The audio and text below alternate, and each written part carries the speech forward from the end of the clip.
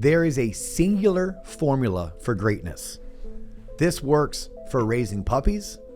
This works for raising children. And it also works for growing your business. Simply put, it's a combination of structure, love, and discipline. What do we mean?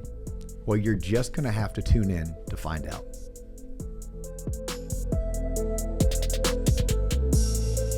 Ladies and gentlemen, boys and girls, children 18 plus, you are tuned in to Loan Officer Podcast with me, Dustin Owen, and my main man, JC. John Coleman. Dio, what's popping? Obviously, I'm a little bit hoarse. I you know. can hear that, right? Because you've been running your mouth for 48 hours straight. I've been running my mouth for 46 years straight. I thank you for the correction. Yeah, you missed that one. Man, I even teed you up for it. Yeah. No, I'm getting back from a phenomenal market trip to Greenville, South Carolina. Shout out South Carolina. Go Tar Heels. No, they probably wouldn't say that. You know, Greenville's like the home of Furman University. Oh, go Clemson. Well, they love themselves some Clemson. Yeah, Lake Hartwell and Clemson's right down the road. But you know what? Columbia is right up the road, and you got Gamecocks. And Gamecocks and Tigers don't necessarily get along. Well, they have a shitty football team for quite a while now, so they have no right to talk. What division are they in? The Pac East or something? The Pac West? Who? The Gamecocks. The Gamecocks are in the SEC. Oh. Yeah, and then Clemson's in the ACC. You never know now. But anyhow, we had a phenomenal event. Like, when I say phenomenal, I mean Arch MI, Eric Cleaves, Kelsey Sheffield, thank you so much. Thank you, guys. The men and women at the Lazy Goat, oh my gosh. By the way, Greenville is one of my favorite new small cities. You and I are going to head back up there end of April, beginning of May for some partnerships that we landed with some real estate offices. Yeah, no, it's going to be nice. I may even bring my wife, and we'll go in the weekend before. Don't ruin the trip. John, once you see Main Street, you see Main Street down in downtown Greenville, and you're like, yeah, let's go bar hopping, let's go eat some nice lunches and we got to do a site check first, you and I solo, before we bring the significant others, though. Okay, you think so? I just did my site visit, and I may have already misspoke this morning and may have teased my wife with maybe us going up there the weekend before. Whoa. Anyhow, let's keep this show on the road. Wow, look at you. You always take us down these rabbit holes, and certain listeners will get their panties in a wad. Wow, this is a new DO 2.0. No, so like I get up there, and it's awesome. Like I have a branch in Greenwood, South Carolina, which is just outside of Greenville. You got it. And I met this branch manager years ago, actually, through the podcast. She was a podcast listener who reached out to me. Shout out to Nicole Munderland. She reached out 2+ years ago because she wanted to get coached. And I was like, well, we don't coach. At the time, we didn't. Mm-hmm. She's like, but I want you to coach. I'm like, we don't coach. Hey, by the way, now we do coach, right? You hear me talk about it all the time. The number one value in the industry. If you want information, TLOPonline.com, and you can find out how you can join our coaching community or one of our 16-week boot camps, okay? But she reached out, and the long story short is, after I referred her to other coaching companies, neither one of those companies was scratching the itch, and she was like unhappy with what she was hearing and seeing. She was also having an issue with her employer at the time, so I onboarded her. Mm-hmm. So she and I have been together now for going on 3 years, but this was my first time getting up there to do a market trip. Mm-hmm. So it was great because she and I were able to like grab oysters and beer. Then we got to work like side by side for 3 hours. Her processor, who I haven't had a chance to meet in person, Lindsay, shout out to Lindsay, one of the best mortgage processors out there. She came up, we got to work all of us together. And then I went over and did an event for United Community Bank Mortgage, or UCBI is they're headquartered in Greenville. And thanks to our partnership with Arch MI, I went and I invested in 70 of their top producers. Word. Crushed it. Like, loved the connection. Shout out to Matt and that whole entire crew at UCBI. But the next day, that was the TLOP event. We had over 70 people in this venue. By the way, they said their max capacity was only 70, so thank God the fire marshal didn't come. We had 70 people. We sold out and crushed it. The top producer panel, Mike Fitzpatrick, Corey, Jed, thank you. Phenomenal job. I presented both in the beginning, I presented in the end. We gave away gifts and free memberships to TLOP, and all of that is the reason why I'm hoarse. But we had Elaney, new TLOPper. She flew in from Wilmington, right? We had Ruth, OG TLOPper. She drove down from Asheville. right? We had Scott and his crew. They drove over from Chattanooga, right? We had these 2 ladies that drove over from Atlanta. Pam, we had 3. Pam Beck came in from Atlanta. Plus, we had everyone in the surrounding Greenville area. Oh, crushed it. Absolutely crushed it. So already, and I'll stop here, but you can see I'm excited and why I'm hoarse. Already, I've been talking to my friends over at RCMI, like, where to next? But first, what we have to do is we have to show some love to today's show sponsor. And today's show is sponsored by Mastermind Summit 2025. Turn up for a check, Dustin. Mastermind Summit 2025. Go to our website, tloponline.com, for more information, or you can Google Mastermind Summit 2025. It is one of my favorite mortgage conferences of the year. It is. This will be my 5th or 6th time attending. It'll be my 2nd time speaking there. So TLOP will be there. John and I will be podcasting from there. Good. I'm going to be speaking from the main stage, giving a 1-hour keynote, kicking off, I believe, the 2nd morning. Oh, good. Which is always fun. It's good because people come in smacked hungover and you get to make fun of them. And I get to turn up the energy so that we kick the day off on the right way. But the dates are June 25th through June 27th. It's at the Bellagio this year. Go. So I'm super excited about it being at the Bellagio and also speaking, keynoting the whole entire thing. So last year was Phil Jones, the author of Exactly What to Say. This year, Ben Newman. And I hope we can get Ben on the show because Ben is a big name, especially in the mindset professional development world. He got his start at the University of Alabama working with their coaches and players on their mindset. Now he travels the country and his clients are CEOs and entrepreneurs of Fortune 100 companies. But yeah, it's going to be a great event. So if you're looking for a great mortgage conference to attend, it's Mastermind Summit 2025, June 25th through 27th at the Bellagio. You can find more information on our website, which is tloponline.com. Go to the events section or just Google Mastermind Summit 2025. Good job. All right, so here's where this subject came about. Okay, as most of y'all know, my wife and I are dog people. My daughter and I are horse people. In fact, the book I'm reading right now is all based on life lessons learned from a horse trainer. I fucks with horses. Do you? Yeah. Nice. And I am a parent, and I am a child of 2 parents.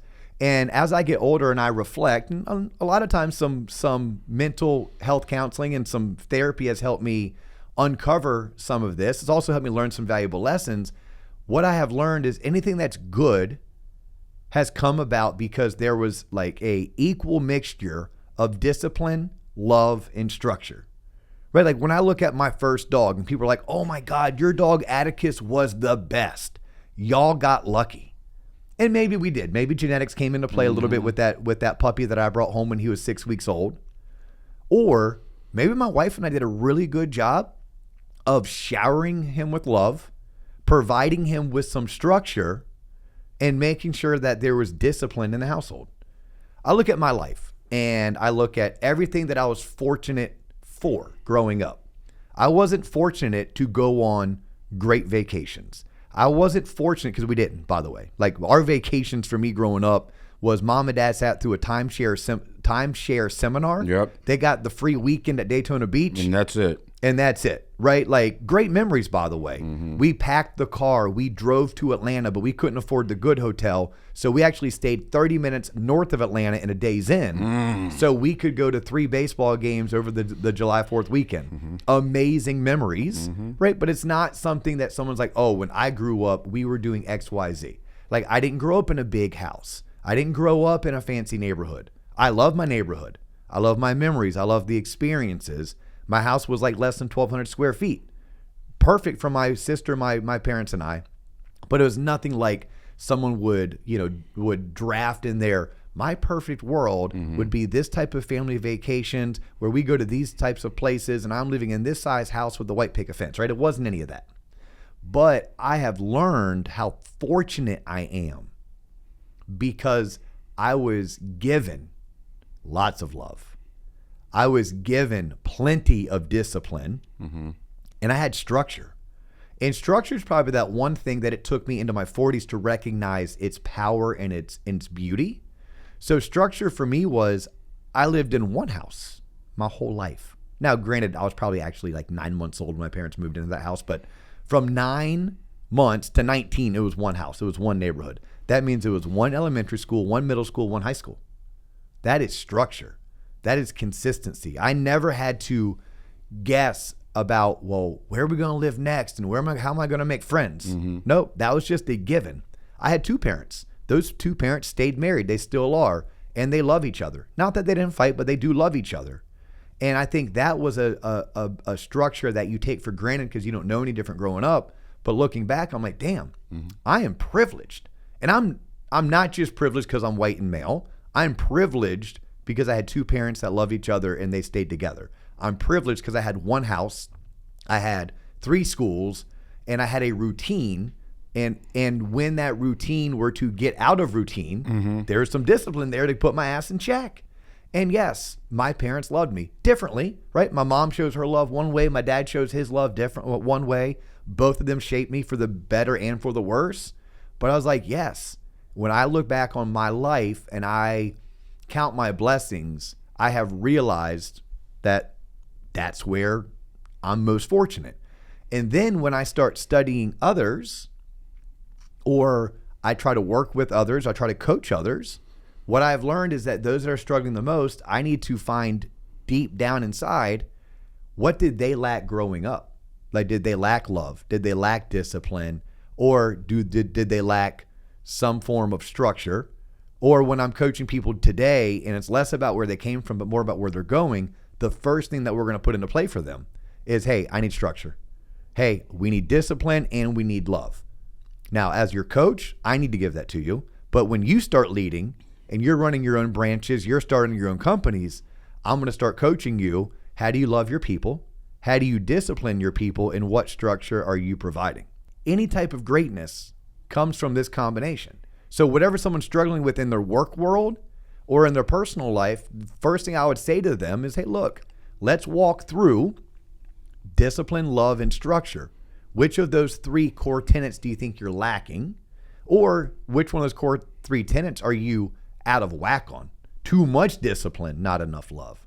Too much structure, but with no discipline, right? Because like, cool, you're structured, but the minute somebody falls out of line, what are you doing to quickly correct them? If the answer is nothing, then eventually you are going to allow the patients to take over the asylum, which is what we can't have. I can go into a company. I don't care if you're a top 10 lender or you're a new startup. I can work with your executive team today and literally say to you or ask of you, please explain to me, how do you show love to your associates? Please explain to me your structure that you are provided. Please explain to me what discipline looks like in your organization. And I'll do this right now for the mortgage industry. To me, love is, how do I support those that work for me? Now, it could be small things like we celebrate every associate's birthday in this way. We celebrate every associate's work anniversary in this way.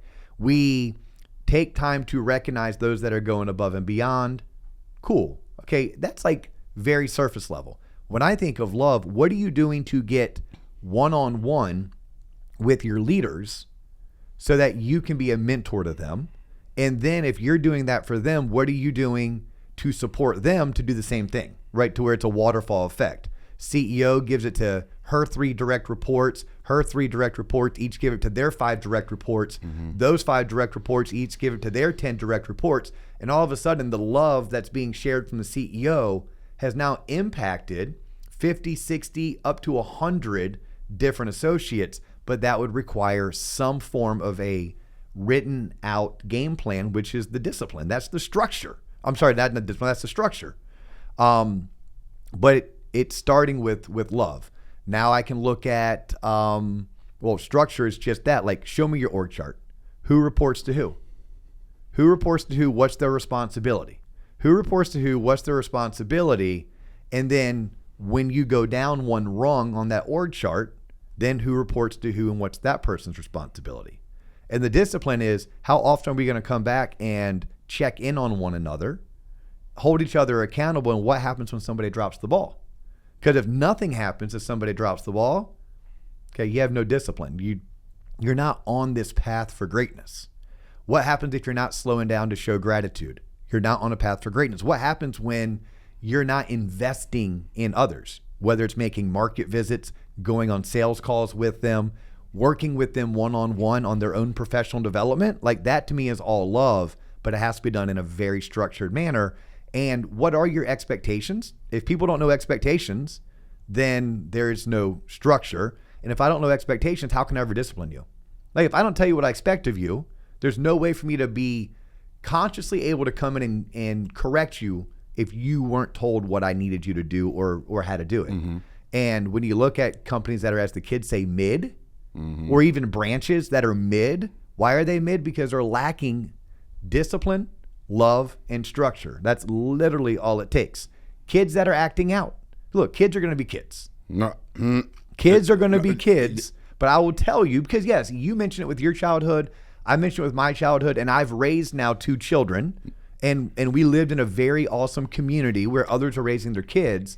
And without being judgy, because I don't live in those people's households, without being judgy, but getting to know people on an intimate level, there's a correlation that households that have structure, the households that provide discipline as well as love, mm-hmm. yeah, those are the kids that I want my kids hanging out with. Did your parents beat you with objects around the house? Yes or no? Yes or no? Yes. Okay. You know, I got hit with all kinds of objects. You know what happens now? Kids don't get beat enough. They don't get smacked in public. You know why? Because 15 people are sitting there in Publix in the grocery aisle filming your ass, and you can't even get outside. I'm serious. Kids need a good ass whipping. They need their dad to like yoke them up, buy like this the collar, and get a couple punches to the stomach, and then you'll act right. There's nothing wrong with that, is it? I mean, I'm not going to agree or disagree on that because you're soft. No, nothing changes if nothing changes. I think there's a way of discipline without using physical. False. Your dad would put the fear of God in you. My dad still puts the fear of God in me. What are you talking about?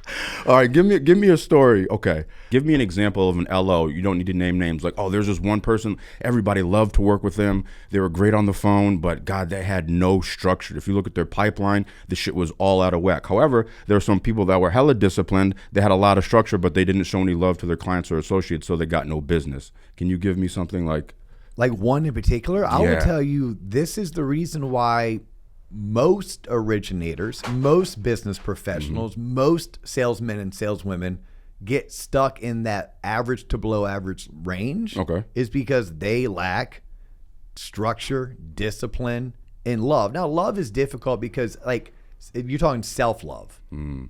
So love is how about receiving love from their direct report? Gotcha. Feedback. I mean, feedback is both love and discipline at the same time. Feedback is also structure.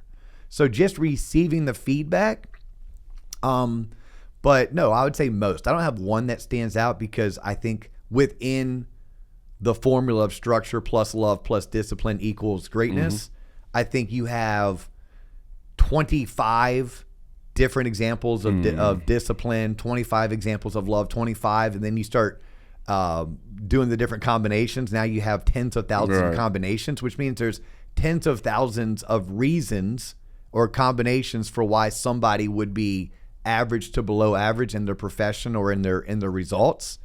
So I could sit here all day and go through those, but I don't think the audience wants to hear them. I would just rather let the audience hear, like, if you're struggling, you need to look up and look inside. Look up to your mentor, your manager, your coach, and ask how they are providing you love, discipline, and structure. If you are that manager, you should ask yourself, how am I providing love, structure, and discipline? And then internally, what are you doing to put yourself in a position where there is love, there is structure, and there's discipline, even if you have to create it yourself? Most people want it done for them. Well, life doesn't work that way. Right, you do have to create it for yourself. So I don't have a really good example top of my head to give you that. Good for you, Dustin. Yeah. Oh, and my apologies, John. I let you down.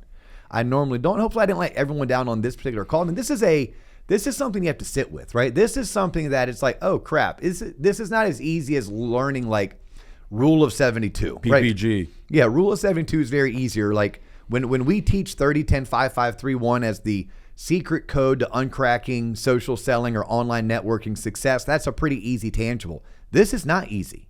You got to sit with it. Your thoughts in a spiral notepad, your thoughts in your spouse, your thoughts in your direct report or the person that you directly report to. And then you have to look inside. You have to talk to that man or woman in the mirror and use this as your guiding light for the next months, years, and even decades. And anytime you find yourself getting out of sorts, again, whether it's with an animal you're raising or your household you're running, a company you're growing, you should always be asking yourself, what am I doing for discipline, structure, and love? It's that simple. It's that simple once you start wrapping your head all the way around it. And then where you struggle is where you'll need to find outside resources, books, conferences, coaches, counselors, right? Like those are the types of people that you want to start talking to. A counselor helped me learn the imago theory. And I probably mispronounce that like I do many things, but it's basically the theory that we are who we are because of things that transpired between month 16 and month 36 of age. From literally being a toddler through like VPK, that shaped us more than 8 years old to 18 years old. Then what the hell were my parents doing then? So you ready? You want to go down a rabbit hole, start thinking that. Right? Start thinking it could have been one event. That one event could have been so tragic that it now shaped you for the future. Now, genetics do come into play. There's science all around genetics. Nature versus nurture. But yes, it is nature versus nurture. No, so, we can put a bow on today's episode because I think we did with it what we wanted to, which is like most episodes, just to make you think, just to make you say, And now that you have, you maybe can put perspective to anything that you're doing going forward, as well as perspective into figuring out why maybe some things throughout your life haven't turned out the way you wished they would. Let's worry less about what has happened. Let's be more excited about what's going to happen. And here's what's going to happen next for you guys. What's going to happen next is if you like episodes like this, you're going to share us, not once, not twice, but 3 times with a friend, a coworker, or a colleague. You are going to go to YouTube and you are going to subscribe to our YouTube channel. You're also going to go to our website, tloponline.com. And if you haven't done so already, sign up for our newsletter. And then one day you're going to realize you want coaching. If you're a mortgage sales professional and you want business coaching and sales training, you are going to inquire about what it means to be a member of TLOP's originator coaching community, or what does it mean to go through one of TLOP's exclusive 16-week boot camp style courses. But in the interim, what you're going to do next is you're going to focus on bigger love, better structure, and more discipline. He's John Coleman. I'm Dustin Owen. That's all the time we have for you today, but we do look forward to catching you on the next episode.